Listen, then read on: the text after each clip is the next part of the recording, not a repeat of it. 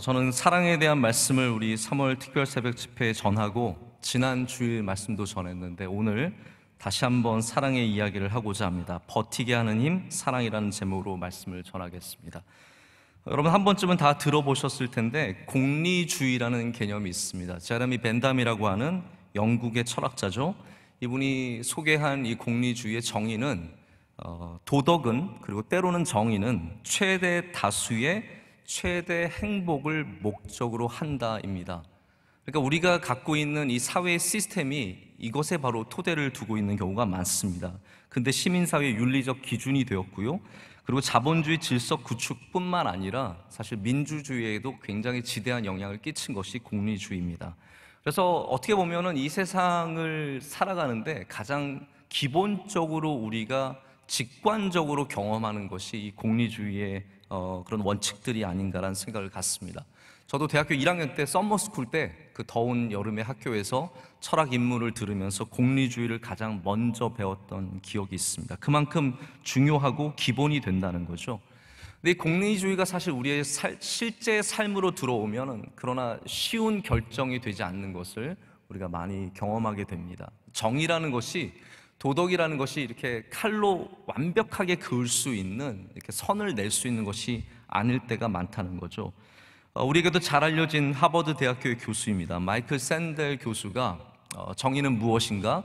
이 정의에 대한 강의를 하면서 이게 공리주의가 쉽지 않다는 것을 몇 가지 예시를 통해서 보여줍니다. 그 중에 첫 번째 예시가 이런 거거든요. 작은 열차가 트롤리라고 하죠. 열차가 막 달리고 있습니다. 달리고 있는 가운데 이 기관사가 깨달은 게 뭐냐 하면 브레이크가 고장이 난 거예요. 큰일 났습니다. 그런데 저 앞에 이 기관차에 브레이크가 고장 난 것을 모르고 일하고 있는 인부들이 5명이 있습니다. 자, 굉장히 이게 위험하고 아주 당황스러운 사건이잖아요.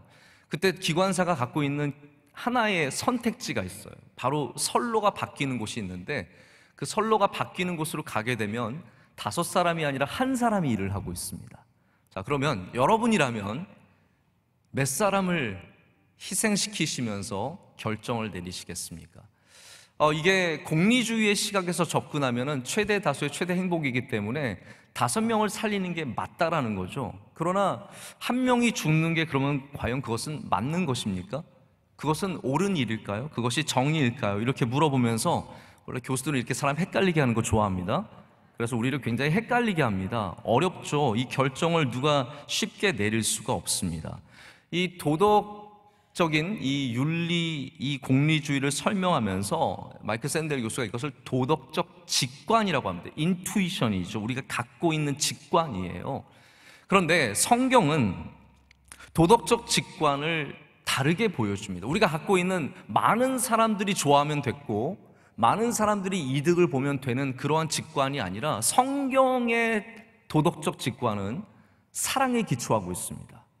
그래서 많은 숫자를 살리고 많은 사람들을 좋게 하는 것이 아니라 사랑이 무엇이냐에 기초를 두고 있다는 거죠. 그래서 오늘 말씀은 99마리의 양이 있어요. 여러분, 공리주의적으로 접근한다면 99마리를 위해서 목자가 가는 게 당연한 겁니다. 하지만 우리의 예수님, 우리의 하나님은 그런 하나님이 아니시라는 거죠. 이 99마리를 놔두고 한 마리의 잃어버린 양을 찾아서 가시는 분이 바로 우리를 사랑하시는 하나님이시라고 예수님은 가르쳐주고 있습니다. 그래서 하나님은 최대 다수의 최대 행복을 위해서 움직이시는 분이 아니라 나 하나를 위해서, 나 한 명을 위해서 움직이시는 분이십니다.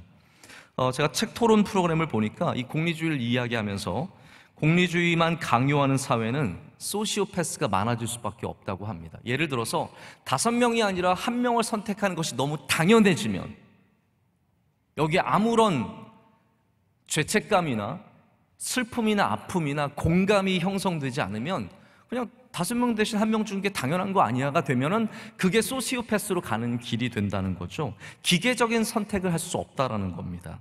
저는 여러분 오늘 이 말씀을 통해서 우리가 이 땅에 살아가면서 사랑을 베풀 때도 기계적인 선택이 아니라 하나님의 마음을 닮은 선택, 그리고 우리가 사랑을 받을 때도 하나님께서 그냥 공리적인 사랑을 해주시는 것이 아니라 나 하나를 위해서 모든 것을 희생하시는 사랑을 주심을 꼭 깨달아 알아서 우리가 바로 이 버티는 힘, 그 사랑의 힘으로 이 어려운 때를, 이 어려운 시기를 이겨내고 또 더 나아가서는 승리하기를 간절히 소망해 봅니다. 우리를 버티게 하는 힘이 사랑이라고 말씀을 드렸는데요, 그 첫 번째가 하나님 사랑의 확신을 갖는 것입니다. 나를 사랑하시는 것에 대한 확신을 갖는 것입니다. 오늘 예수님께서 이 길 잃어버린 한 마리 양에 대한 이야기를 하십니다. 이 이야기는 굉장히 특수한 이야기고 쉽게 일어나지 않는 이야기이기도 하지만 보편적인 이야기이기도 해요. 왜냐하면 제가 왜 보편적이라고 말씀을 드리냐면 이 당시에 예수님의 말씀을 듣는 사람들은 목자라면 어떠한 마음을 가질까를 이해하고 있었다는 거예요. 그래서 오늘 말씀에는 이렇게 적고 있습니다. 한번 보시죠. 예수님께서 이렇게 말씀하시거든요. 너희 생각에는 어떠하냐? 너희 공감하지 않니? 라는 말씀이거든요. 너희 생각에는 어떠하냐? 만일 어떤 사람이 양 100마리가 있는데 그 중에 하나가 길을 잃었으면 그 99마리를 산에 두고 가서 길 잃은 양을 찾지 않겠느냐? 않겠느냐? 이 말씀은 무슨 말씀이냐면 네가 목자라면, 너가 정말 양을 키우는 사람이라면 당연히 이 잃어버린 한 마리의 양을 찾아가지 않겠느냐라는 거예요. 이게 특수한 상황이 아니라는 거예요. 특수한 상황이지만 반응은 특수한 게 아니라는 거예요. 이 어려운 상황에 목자라면, 아니 우리의 하나님이시라면 당연히 나를 찾아오시고 나를 사랑으로 다시 품어주신다는 겁니다.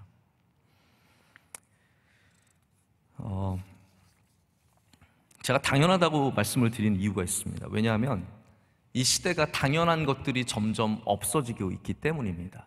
우리가 당연하게 여겼던 부모가 자식을 위해서 불편함을 감수하고는 사는 그 사랑들이 이제는 점점 당연한 것이 아니게 되어버리고 있습니다.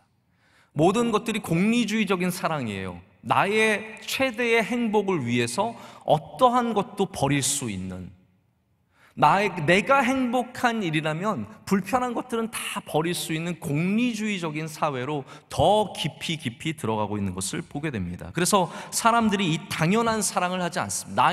낳은 아이를 젖을 주지 않고 굶어 죽여요. 귀찮고 힘들면 돌보지 않고 버립니다. 부모님들 귀찮고 힘들면 돌보지 않고 남모랄라 하고 그냥 사는 것이죠. 모두가 자신의 최대의 행복을 추구하느라 참 사랑의 모습을 잃어버리고 있습니다.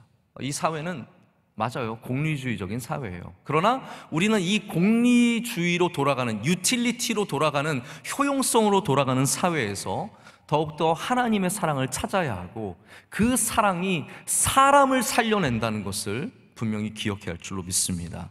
그래서 오늘 예수님께서 이 말씀을 주시면서 우리가 믿는 하나님은 작은 자를 절대로 버리지 아니하신다는 거예요. 우리가 믿는 하나님은 잃어버린 자를 그냥 내버려 두시지 않는다라는 거죠. 근데 여러분, 이 말씀이 우리에게 확 다가오지 않는 이유가 뭔지 아세요? 우리 대부분이 이 말씀을 들으면서 나는 99마리에 들어있는 줄 알거든요. 나는 99마리, 나는 착하고 나는 예수님 잘 믿고 나는 교회도 나오고 나는 뭐 괜찮지라고 생각을 해서 나는 99마리예요. 그러나 여러분, 이 말씀은 나에게 주시는 말씀입니다. 우리가 그 한 마리라는 거예요. 우리가 그 작은 자라는 것이고, 사실 인생을 살아가다 보면은 우리가 지금은 자신만만하지만 언젠가 길을 잃어버리는 순간들이 있거든요. 언젠가 시험에 들기도 하거든요. 건강을 내가 원하지 않았지만 건강을 완전히 잃어버리는 경우가 있고, 나도 모르게 어느새 사회에서 뒤처져 있는 모습을 발견하기도 하고, 그리고 일이 끊기고 정말 외로워지는 순간들이 있습니다. 우리 모두는 다 한 마리의 가능성을 갖고 있고 우리 모두는 사실은 주님 앞에 작은 자입니다. 그래서 이 말씀이 우리에게 은혜가 되는 것이죠. 하나님은 분명히 우리를 사랑하십니다. 그래서 이 말씀을 통해서 이 어려운 시대를 살아가는 우리가 다시금 우리를 사랑하시는, 작은 자를 포기하지 않으시는 그 사랑에 대해서 확신을 가져야 할 줄로 믿습니다. 제가 아까 말씀드렸다시피 우리가 목자의 경험이 없다 보니까 이 말씀을 정확하게 이해를 못하는 것 같습니다. 우리가 만약에 양을 키우는 사람이었다면, 염소를 키우는 사람이었다면 한 마리가 얼마나 소중한지 알았을 텐데 우리는 숫자로밖에 이것을 볼 수 없어요. 그래서 이게 굉장히 의아하게 다가오는 것입니다. 미국의 고든 코넬 신학교의 교수인 티모티 레니악이라는 분이 안식년을 맞아서 중동에 갔어요. 이것도 저는 참 귀한 거라고 생각해요. 안식년 맞으면 좀 쉬고 싶을 텐데 이분은 중동에 가서 목자와 양만 1년을 연구했습니다. 물론 더 많이 연구하신 분들이 계시겠지만 1년 동안 목자와 양의 삶을 보면서 기록한 책을 제가 보았는데 너무 도전되고 은혜되는 부분들이 많았어요. 왜냐하면 우리 이 기독교의 애널리지는 다 목자와 양에 얼마나 많은 것들이 들어있습니까? 이거를 이해를 해야 하나님과 우리와의 관계를 제대로 이해를 하거든요. 그 가운데 흥미로운 이야기 중에 아레프라는 분의 여자분의 이야기가 있어요. 이 아레프 씨는 남편은 공무원이라서 일을 갑니다. 근데 자기는 집에 남아서 양 45마리를 키워요. 그래서 낮에는 데려나가서 풀을 먹이고 또 물도 주고 그리고 밤에는 데려와서 잘 이렇게 안전하게 지켜주는 그 일들을 수없이 끊임없이 매일같이 하고 있습니다. 근데 하루는 45마리를 데려나가서 다 치고 돌아왔는데 44마리인 거예요. 너무 놀랐죠. 이게 큰일 난 거예요. 그래서 이분이 그 한 마리 양을 찾기 위해서 몇 달을 돌아다니는 거예요. 사람들 만나는 사람마다 물어보는 거예요. 혹시 암양 본 적 없냐고, 그 예쁘게 생긴 암양 본 적 없냐고. 그러니까 사람들이 나는 본 적이 없다고 그러면서 몇 달이 지나가도 아무 소득이 없습니다. 여러분 이거 이해하실지 모르겠는데 저는 이게 이해가 되더라고요. 왜냐하면 제가 어렸을 때 자전거를 잃어버렸거든요. 그때는 자전거 도둑이 많았어요. 우리나라 참 좋아졌습니다. 요즘은 자전거 도둑이 좀 없어진 것 같아요. 저희 어렸을 땐 자전거 도둑이 많아서 올라 목사님 앞에 계시지만 정말 아낀 돈으로 저한테 자전거를 사주시면요 몇 주 뒤면 사라지는 거예요. 저는 일주일 동안 울면서 다니는 거예요. 내 자전거. 그래서 자전거가 있는 무리에는 가서 한참을 보는 거예요. 혹시 내 자전거 없나? 내 자전거 없나? 이 RFC가 그렇게 양떼만 있으면 가서 혹시 내 양 없나? 내 양 없나? 저는 일주일만 하고 멈추는데 그리고 다시 이제 아버지한테 가서 조르는데 여기 이 RFC는 몇 달을 돌아다니는 겁니다. 그러다가 하루는 목자가 한 명 지나가는데 양떼가 많아서 그 목자에게 갔어요. 혹시 지나가다가 암양 하나 본 적 없냐고. 내가 암양을 몇 달째 찾고 있는데 우리 암양을 꼭 찾았으면 좋겠다고 하는데 그 말을 하고 있는데 저기 있는 양 한 마리 갑자기 뒤를 착 쳐다보는 거예요. 왜 그렇게 했습니까? 양은 목자의 음성을 알아요. 엄마? 하면서 보는 거예요. 엄마가 여기 웬일로? 그래서 암양이 딱 보고 둘이 시선이 마주쳐서 이 RFC가 그 암양을 금방 알아보죠. 가서 막 껴안고 안고 그 지저분한 양과 막 포옹을 하고 엉엉 울고 그 양을 데리고 돌아와서 동네에 잔치가 벌어지고 집에 잔치가 벌어지고 그리고 잘 살았다는 이야기입니다. 이 책에는 염소 2마리를 찾기 위해서 이틀을 돌아다닌 두 형제 이야기가 나오고 염소를 잃어버리고 와서 다시 쫓겨난 7살짜리 목동의 이야기도 나옵니다. 너 찾을 때까지 돌아오지 말라. 7살짜리를 쫓아냅니다. 지금도 중동의 베두인 목자들과 이스라엘의 목자들은 이렇게 당연히 잃어버린 영을 찾아서 갑니다. 이 안에는 즉각성이 있습니다. 하나님께서 이 말씀을 보면 산에 양을 두고 가신다라고 했어요. 이게 유틸리티, 효용성 면에서는 정말 아니거든요. 집에 데려다 놓고 다른 사람을 불러서 하겠지만 하나님은 지금 효용성의 문제가 아니라 사랑의 문제예요. 유틸리티, 이 공리주의의 문제가 아니라 사랑의 문제이기 때문에 모든 걸 내려놓고 가셔서 그 양을 찾으시는 겁니다. 여러분, 우리가 갖고 있는 확신은 무엇입니까? 온 우주를 지으신 하나님, 창조주 하나님께서 나를 주목하시고 나를 사랑하시고 나를 바라보시고 나를 찾아오신다는 겁니다. 그게 사랑의 힘입니다. 우리가 온 우주를 지으신 하나님을 그냥 사랑하는 게 아니라 그 하나님이 나를 사랑하시기 때문에, 그렇죠? 한 마리를 아끼시기 때문에 그게 힘이 되고 그게 우리의 능력이 되는 거죠. 제가 몇 해 전에 우리 교회에 오신, 그래서 교회 교육 엑스포 때 말씀을 전하신 마크 드브리스 목사님의 이야기가 생각이 났어요. 저희 친구 목사님인데 여러분 혹시 제가 한번 소개한 적이 있어서 생각나실 거예요. 이 목사님의 이야기가 이래요. 아이가 넷이거든요. 첫째는 고등학교 남학생이고, 둘째는 중학교 여학생이고, 셋째는 초등학교 다시 남학생이고, 막내는 이제 손을 잡고 다녀야 하는 이제 어린 아이예요.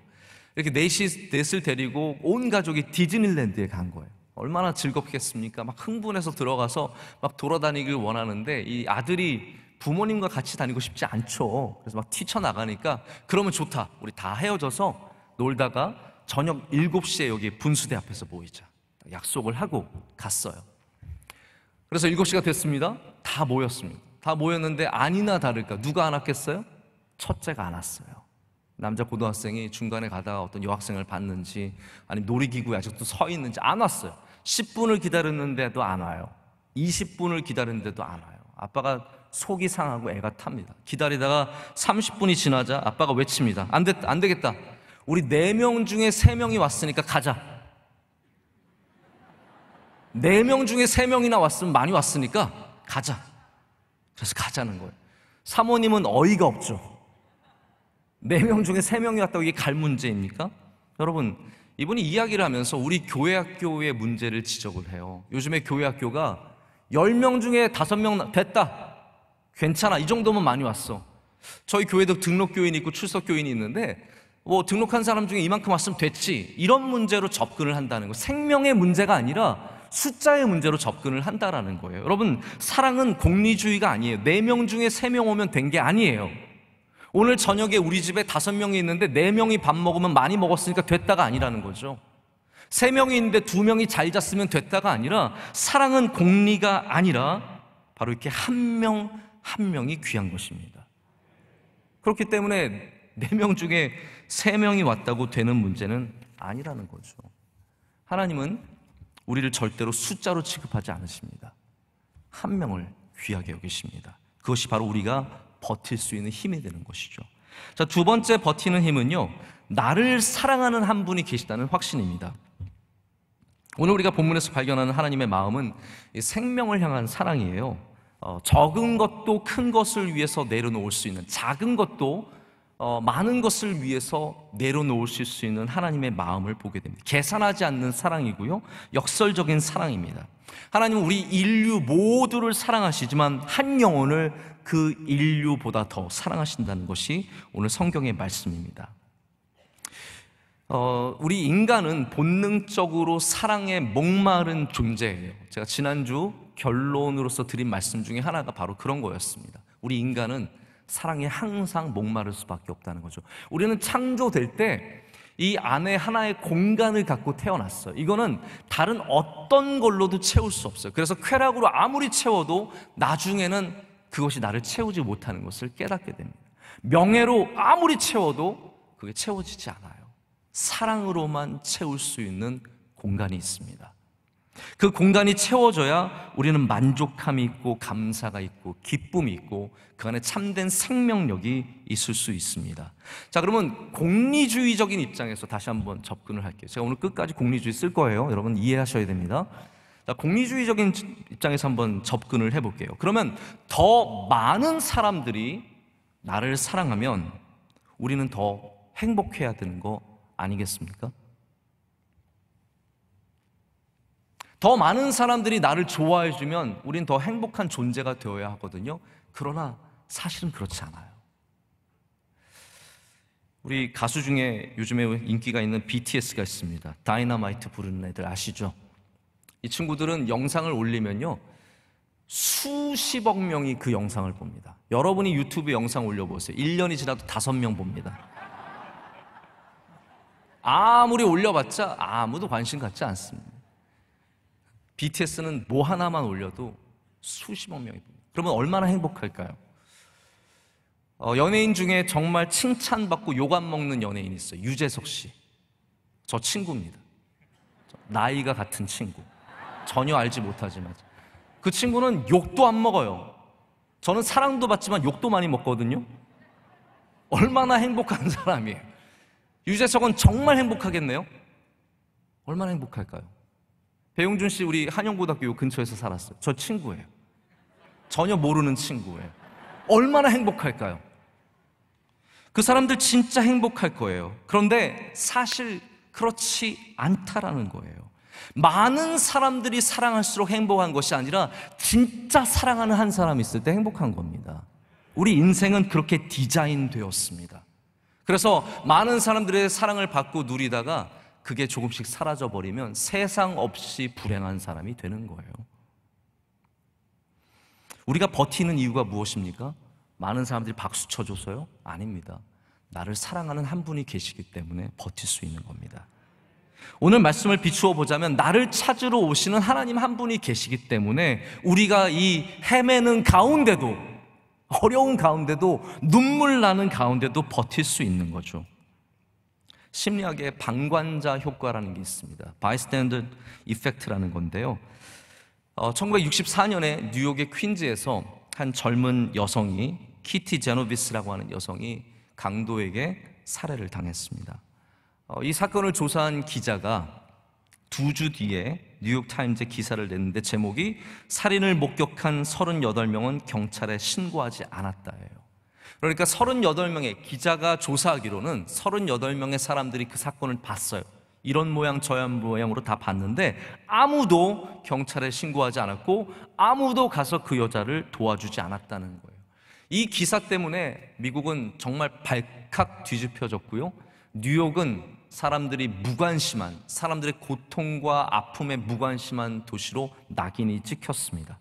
하지만 몇 년 뒤에 제대로 밝혀진 것은 실제로 신고한 사람도 있었고 그리고 도와주려는 사람도 있었다는 거죠. 그래서 68년에 심리학자 2명이 실험을 합니다. 어떤 실험을 하냐면 여기 간질 발작이 일어난 한 아이가 연기를 합니다. 자, 그러면 한 사람이 있을 때와 여러 사람이 있을 때 어떻게 반응하는지를 본 거죠. 여러 사람이 있을 때 사람들이 오히려 돕지 않는 확률이 훨씬 더 높아지는 것을 발견을 했습니다. 왜냐하면 저 사람이 도울 거야. 나는 뭐 안 도와도 괜찮겠지. 사람들이 봤으니까. 이렇게 서로에게 미루면서, 이게 바로 바이스탠더 이펙트, 방관자 효과예요. 저는 여러분 이게 굉장히 중요한 이야기를 한다고 생각을 합니다. 제가 구차하게 심리학 이야기를 드린 이유는 이게 사랑에도 똑같이 적용이 되기 때문입니다. 우리가 살게 되는 것이 많은 사람들이 나를 사랑해 주기 때문이 아니에요. 어쩌면 내 앞에 있는 저 한 사람이 나를 사랑해 주기 때문에, 그리고 우리가 영적으로 말하자면 예수 그리스도가 나를 사랑하시기 때문에 우리는 이 삶을 견뎌낼 수 있는 것이고 버티게 되는 것이고 이겨내게 되는 것이죠. 몇 년 전에 우리 옆 동네에서, 송파구에서 한 모녀가 정말 생활고로 너무너무 고생하다가 가장 안타까운 선택을 해서 우리 곁을 떠난 사건이 있었습니다. 아마 기억을 하실 거고, 많은 구청뿐만 아니라 시와 나라가 이런 면으로 보완하기 위해서 굉장한 노력을 한 것으로 제가 알고 있습니다. 근데 여러분 한번 생각해 보세요. 여기 한 모녀가 너무너무 가난하고 너무너무 힘든데 송파구가 돈이 없는 게 아니에요. 송파구 돈 많아요. 우리보다 많아요. 강동구보다 많아요. 그렇지 않겠습니까? 거기 세금도 많이 들어올 거고 충분할 거예요. 공무원이 부족하겠습니까? 공무원이 충분히 있죠. 그 주변에 이웃이 없었겠습니까? 아니, 이웃도 있었을 거예요. 그런데 그 안타까운 일이 일어난 것은 시스템이 없어서가 아니라, 돈이 없어서가 아니라, 공무원이 없어서가 아니라 사랑하는 한 사람이 없었기 때문이라는 거예요. 그분들을 정말로 돌봐줄 수 있는 한 사람이 없었기 때문에 안타까운 일이 일어난 겁니다. 여러분, 그렇습니다. 사회가, 우리 대한민국 잘 살아요. 대한민국처럼 그래도 이제 우리 대한민국 세계에 내놓을 수 있는 그러한 국가입니다. 여러 면으로 다 갖추었어요. 다른 나라에 비해서는 월등히 잘 삽니다. 그럼에도 불구하고 왜 수많은 잃어버린 사람들이 있습니까? 그 사람들을 사랑해주는 시스템이 없어서가 아니에요. 한 사람이 없기 때문에 그런 일들이 끊임없이 이어지는 것입니다. 여러분, 만약에 우리가 사랑을 해야 된다면 어떻게 하겠습니까? 많은 사람들을 사랑하라고요? 아니, 어쩌면 오늘 말씀을 우리에게 주시는 것이 한 사람을 제대로 사랑하라고 말씀 주시는 거예요. 한 사람을 제대로 사랑하면 그 사람이 살아날 수 있기 때문입니다. 우리가 이렇게 어렵고 힘든 세상에서 버틸 수 있는 이유는 나를 아는 사람이 많아서가 아닙니다. 세상 전체가 다 나에게 박수를 쳐줘서가 아닙니다. 십자가에 달리신 예수 그리스도가 나를 사랑하신다는 그 사실 하나 때문입니다. 나를 그리스도의 사랑으로 누군가가 사랑하고 있다는 그것 때문입니다. 회사 일을 마치고 돌아온 아빠가 달려와서 안기는 아들을 품으며 피로가 잊혀지는 거죠. 사랑하는 한 사람 때문에 버티는 겁니다. 요즘에는 여성들이 이중고예요. 회사에서 일도 하지만 집에서 또 가사도 다 해야 됩니다. 그 많은 일들을 하고, 하지만 그 앞에서 빵긋 웃는 아이를 보면서 피로가 씻기는 것은 나를 사랑하는 한 사람이 있기 때문입니다. 여러분, 한 명이면 충분합니다. 때로는 한 명이면 충분합니다. 아무도 몰라줘도 괜찮습니다. 다 사랑해주지 않아도 괜찮습니다. 나를 정말로 사랑하시는 예수 그리스도 한 분이면 충분합니다. 에티오피아에서 선교사로 봉사를 했던 우리 명성교회 후배 목사님이 한 분 계세요. 제가 어렸을 때부터 같이 자랐는데, 이분이 다른 목사님과 함께 1년 동안 봉사를 이루기 위해서 갔어요. 갔더니 자기를 소개해야 되는데 이미 패스터 리가 있어요. 다른 분이 이 목사님이세요. 그래서 자기를 다르게 소개를 해야 되는데, 곰곰이 생각해 보니까 자기는 션 코너리를 좋아한대요. 션이라는 게 스코틀랜드 말로 존이잖아요. 그래서 나는 션이라고 불러요. Call me Sean. 제가 지금 조금 짧은 영어를 쓸 테니까 이해해 주세요. Call me Sean 그랬대요. Because I like actor Sean Connery. 그렇게 얘기를 했대요. 알아들었나 봐요. 그러면서, 아니 여러분 말고 그 사람들이 좀 알아들었나 봐요. 그러면서 이 사람이 괜히 또 쓸데없이 말을 붙인 거죠. He's famous, but I'm no famous. 얘기를 한 거예요. 그랬더니 거기 있는 에티오피아 한 자매가 이렇게 얘기를 했대요. 찌끄리엘름. 찌끄리엘름이 무슨 말이냐면 no problem이래요. 하쿠나 마타타 아시죠? 스와힐리어로 하쿠나 마타타랑 이 찌끄리엘름은 똑같은 말이에요. 한번 따라해 보실까요? 찌끄리엘름. 문제가 생기시면 항상 집에서 찌끄리엘름 하세요. No problem, no problem. 그리고 뭐라고 얘기하냐면 no problem, God knows you. 나 아무도 몰라. 션, 저 유명한 배우 션이 있지? 나는 아무도 아니야. 나는 아무도 몰라주는 션이야 했을 때, 야, 걱정하, 찌끄리엘름, no problem. 하나님이 너를 아시잖아. 하나님이 너를 아시잖아. God knows you. Jesus loves you. 여러분, 이런 말이 굉장히 공허하게 들리십니까? 지나가다 간판에 적혀있는 Jesus loves you가 굉장히 누군가에게, 내가 아닌 누군가에게 던지는 말 같죠? 아니에요. 성경은 그게 나를 찾아오시는 하나님의 음성이라는 겁니다. 나를 만나주시는 예수님의 음성이라는 거죠. 찌끄리엘름, God knows you. 하나님이 우리를 아십니다. 교회는 많은 사람들의 사랑이 있는 곳입니다.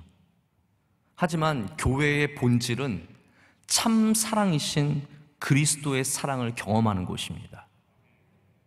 여기 사랑이 넘쳐야 돼요. 교인들 가운데 서로 사랑하고 돌보고 이런 모습이 있는 거 좋습니다. 그게 참 좋은데, 진짜 본질은 한 분의 사랑을 경험하는 거예요. 예수님의 사랑을 경험하는 겁니다.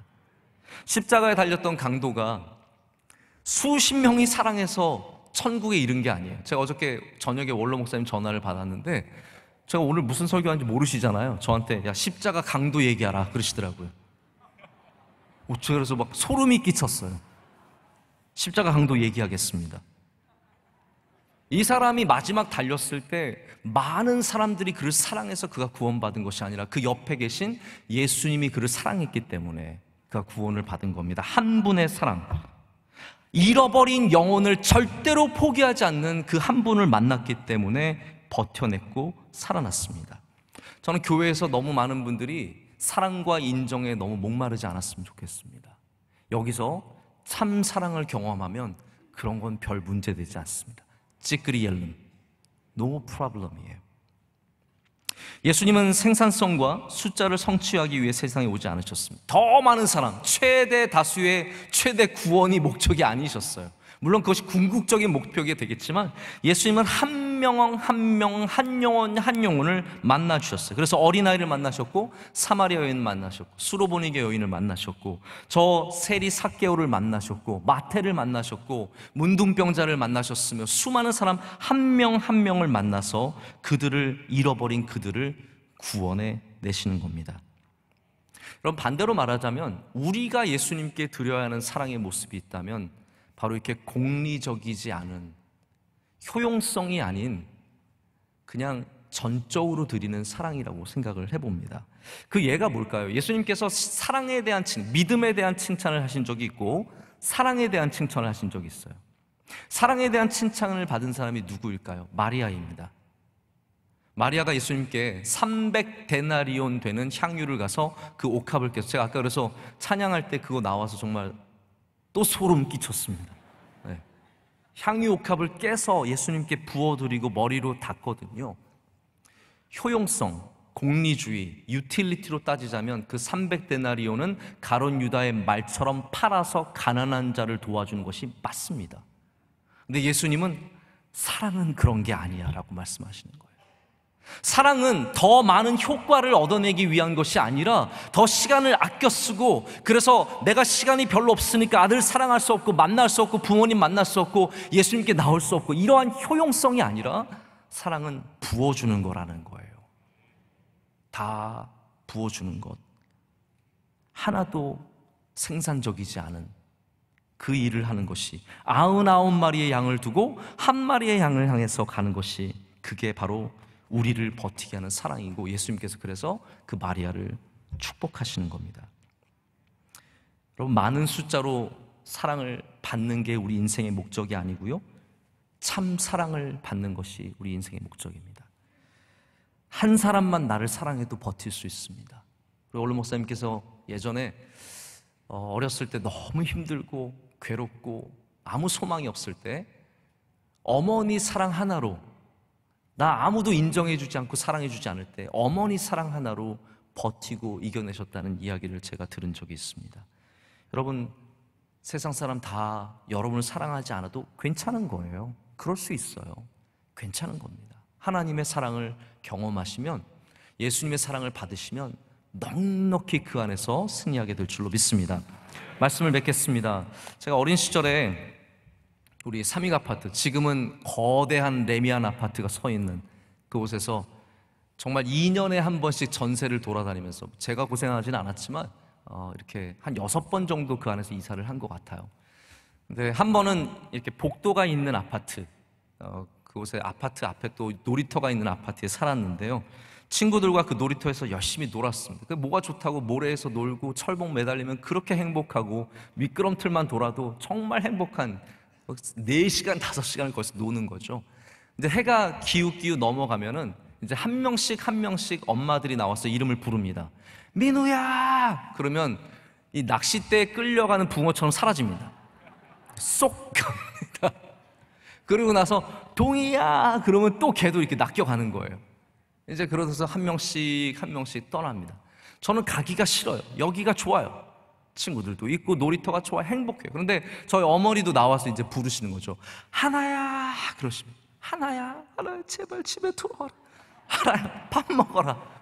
그러면 저도 이제 어쩔 수 없이 들어가게 됩니다.